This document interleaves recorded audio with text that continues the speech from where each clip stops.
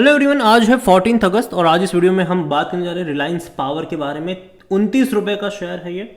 आज इसके रिजल्ट्स भी आए हैं और मार्केट क्लोज होने के थोड़े टाइम पहले ही नंबर्स आए थे और रिजल्ट्स के बाद थोड़ा सा करेक्शन हम कह सकते हैं कि यहाँ पर दिखाया ज़रूर था। बात करेंगे वीडियो में जो रिजल्ट्स है उसके बारे में, लेकिन उससे पहले अगर आपने अभी तक चैनल को सब्सक्राइब नहीं किया है तो प्लीज़ अभी इसे सब्सक्राइब कर लीजिए, क्योंकि आगे भी बहुत सारे वीडियोस हैं जो आपको काफ़ी ज़्यादा हेल्प करेंगे। तो देखिए 30 रुपये से भी नीचे ट्रेड कर रहा है। 2% की गिरावट आज देखने को मिली। एक महीने में अगर आप देखो तो 3.5% की तेज़ी है। ग्राफ इंटरेस्टिंग है। तेज़ी आई थी यहाँ पर, अगर आप देखो तो 26 रुपये से भागकर 35 पे गया।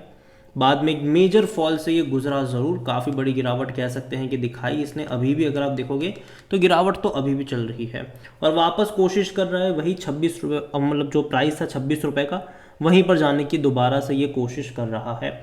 एक साल का अगर आप इसका ग्राफ देखोगे तो 75% का ग्रोथ है। ग्राफ इंटरेस्टिंग देखो है। तेज़ी आती है उतनी ही बड़ी गिरावट आती है। और देखो जब गिरावट आती है तो 10-12% की नहीं आती। यहाँ पर जब भी गिरावट आती है 40-50% ऐसे ही यहाँ पर आ जाता है। कई बार तो 100% का 30-40% के साथ साथ 70-80% का भी डिक्लाइन देखने को मिला है।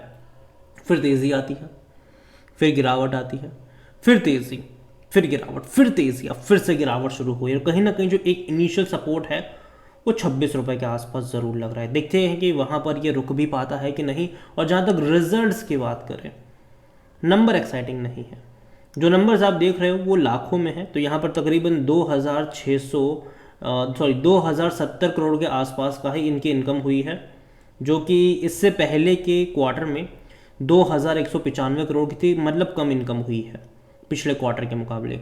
और पिछले साल की 1950 करोड़ के मुकाबले हल्का सा कह सकते हो कि ग्रोथ यहाँ पर इनकम में देखने को मिला ज़रूर है।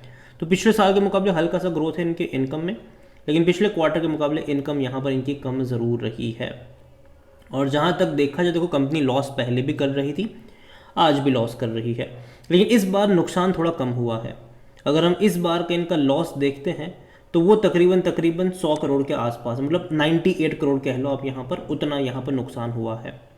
जबकि इससे पहले के क्वार्टर में तकरीबन 400 करोड़ का लॉस था और पिछले साल इसी क्वार्टर में 295 करोड़ का लॉस था। तो नुकसान कम यहाँ पर हुआ ज़रूर है इनका। लॉस इस बार यहाँ पर कम हुआ है और उसकी कई वजह भी है, क्योंकि खर्चे इस बार इनके कम हुए, जो कि अच्छी बात है। इनकम बढ़ी है पिछले साल के मुकाबले, खर्चे कम हुए हैं। तो ये एक वजह यहाँ पर ज़रूर है कि लॉस कम होने की वजह खर्चे इन्होंने यहाँ पर कम करे हैं इस बार। लेकिन हाँ, लॉस तो लॉस है, मतलब ऑलमोस्ट 100 करोड़ का कह लो कि लॉस इसने करा है। लेकिन मैं उम्मीद करता हूँ कि देखो आने वाले कुछ क्वार्टरों में चीज़ें अच्छी हो, ऐसी मैं उम्मीद करूँगा। यहाँ पर आज वॉल्यूम देखा जाए तो ऑलमोस्ट 3 करोड़ के आसपास के शेयर्स यहाँ पर ट्रेड होते नजर आए। बड़ी क्वांटिटी में यहाँ पर ट्रेडिंग तो देखो चल रही है। और जहाँ तक ऑल टाइम हाई, एक टाइम था जब ये 500 रुपये का शेयर था और एक टाइम था जब ये एक रुपये का भी हुआ करता था। मार्केट कैप इसका 11,950 करोड़ के आसपास देखने को मिल रहा है। कंपनी को लेकर अगर बात करें तो according to Moneycontrol user 67% लोग कह रहे खरीदारी करो और 33% लोग कह रहे बेचो और भाग जाओ। यहाँ पर मेरा जो ओपिनियन है वो ये है कि देखो नंबर जो इसके आए हैं इस बार वो एवरेज नंबर है। मैं ख़राब इसलिए नहीं कह रहा हूँ क्योंकि ये वो कंपनी है जो 300-400 करोड़ का लॉस करती थी क्वार्टर में। इस बार एटलीस्ट लॉस थोड़ा सा कम हुआ है, जो कि मेरे हिसाब से अच्छी बात है। लेकिन फिर भी नुकसान है, अभी भी फंडामेंटल उतने अच्छे नहीं हैं। और दूसरी बड़ी बात यहाँ पर जो है वो ये है कि भैया ग्रोथ नहीं है यहाँ पर। जहाँ दूसरी पावर कंपनियों के रेवेन्यू में लगातार बेहतरीन तेज़ी हमने देखी है, वहाँ यहाँ पर वो तेज़ी नहीं आई है। यहाँ पर अगर आप इनके रेवेन्यू देखोगे पिछले 5 सालों के, तो कोई ग्रोथ नहीं। जबकि आप बड़ी बड़ी पावर कंपनी जैसे कि टाटा और अदानी को अगर आप देखते हो तो इनके रेवेन्यू डबल हुए हैं। यहाँ पर रेवेन्यू वाइज कोई भी ग्रोथ नहीं है। जबकि अगर आप देखोगे तो बिजली के दाम बढ़े हैं, सरकार जो है वो ज़्यादा पैसा पे कर रही है बिजली के, लेकिन यहाँ पर वो ग्रोथ नहीं है। उसकी सबसे बड़ी वजह है कि कंपनी जो है वो एक्सपांशन मोड से गुजर ही नहीं रही है। कंपनी जो है वो अपनी कैपेसिटी को उस तरीके से बढ़ा ही नहीं रही है जिस तरीके से बाकी बड़ी कंपनीज बढ़ा पा रही है। तो ये प्रॉब्लम इनके लिए ज़रूर आ रही है। जहाँ तक इनके प्रॉफिट्स भी देखोगे तो भैया प्रॉफिट नहीं है, नुकसान है यहाँ पर और बड़े बड़े लॉसेस देखने को मिल रहे हैं। अगर आप क्वार्टरली भी इसके नंबर्स देखोगे तो उतने ज़्यादा एक्साइटिंग नहीं है। अगर आप रेवेन्यू वाइज भी देखते हो तो आप देख सकते हो कि रेवेन्यू में कोई उतना बड़ा ग्रोथ नहीं आया है यहाँ पर। पिछले 5 क्वार्टर में भी कोई ग्रोथ नहीं है। सेम चीज़ अगर आप साल को मतलब एन्युअली भी देखोगे तो ग्रोथ नहीं है। और उसकी सबसे बड़ी वजह जैसे कि मैंने कहा, कैपेसिटीज़, अपनी कैपेसिटीज़ ये लोग बढ़ा नहीं पा रहे हैं ये। और उसकी सबसे बड़ी वजह ये भी है कि कैपेसिटीज़ जो नहीं बढ़ रही उसकी, कि भैया कर्जा है इनके ऊपर, इनको कर्जे चुकाने हैं। कर्जे चुकता हूँ, मतलब ये अगर कर्जे चुकाएंगे तब जाकर अपनी कैपेसिटी को बढ़ा पाएंगे ना। तो जब तक कर्जे ही नहीं चुका पा रहे हैं, उसको चुकाने में ही बहुत सारा पैसा जा रहा है, हर क्वार्टर में कंपनी लॉस कर रही है, तो ऐसे में एक्सपांशन तो भूल जाओ कि आपको देखने को मिलेगा। और यहाँ पर वैल्यूएशन अगर आप देखोगे, देखो नेगेटिव में पी है क्योंकि कंपनी लॉस मेकिंग है, और कोई भी एनालिस्ट अपनी राय यहाँ पर नहीं दे रहा है। फिनेंशियल्स देखा जाए तो हमने देखा कि कुछ खास अच्छे नहीं है। शेयर होल्डिंग के बारे में अगर आप देखोगे तो जो प्रमोटर की होल्डिंग है वो धीरे धीरे थोड़ी बहुत बेकवाली की तरफ ज़रूर है, 24.49% से घटकर 23.24 पर आए हैं ये लोग। म्यूचुअल फंड 0.22% पर है।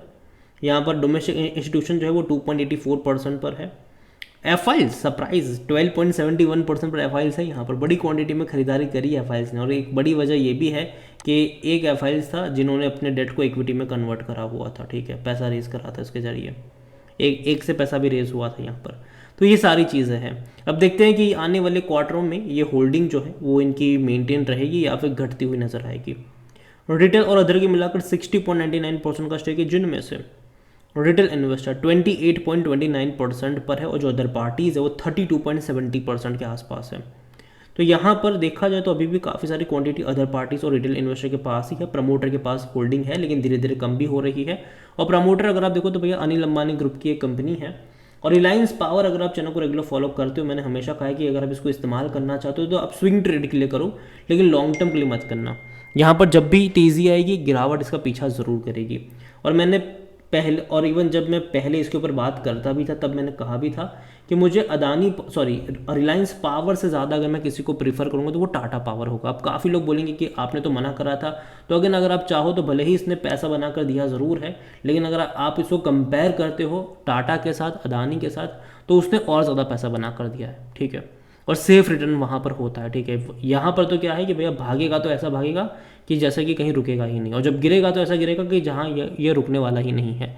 तो सिनेरियो है, मतलब इस कंपनी में रिस्क ज़्यादा इन्वॉल्व होता है, और यही वजह कि मैं जनरली अवॉइड करता हूँ, और उन कंपनी में मैं ज़्यादा रिफ़र करता हूँ जहाँ पर रिस्क कम होता है, रिवॉर्ड ज़्यादा होता है। और जहाँ तक अभी रिलायंस की बात करें तो कहीं ना कहीं मैं अभी भी कहूँगा कि इस लॉन्ग टर्म का एक खिलाड़ी नहीं है।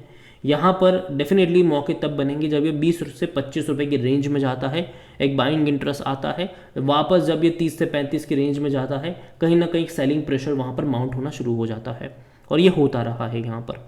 और अगेन ये मेरा पर्सनल ओपिनियन है, कोई भी इन्वेस्टमेंट एडवाइस नहीं है। ये वीडियो को यहीं पे एंड करता हूँ। पसंद आया हो तो लाइक करो, शेयर करो, चैनल पर अगर आप पहली बार हैं तो प्लीज़ सब्सक्राइब करें।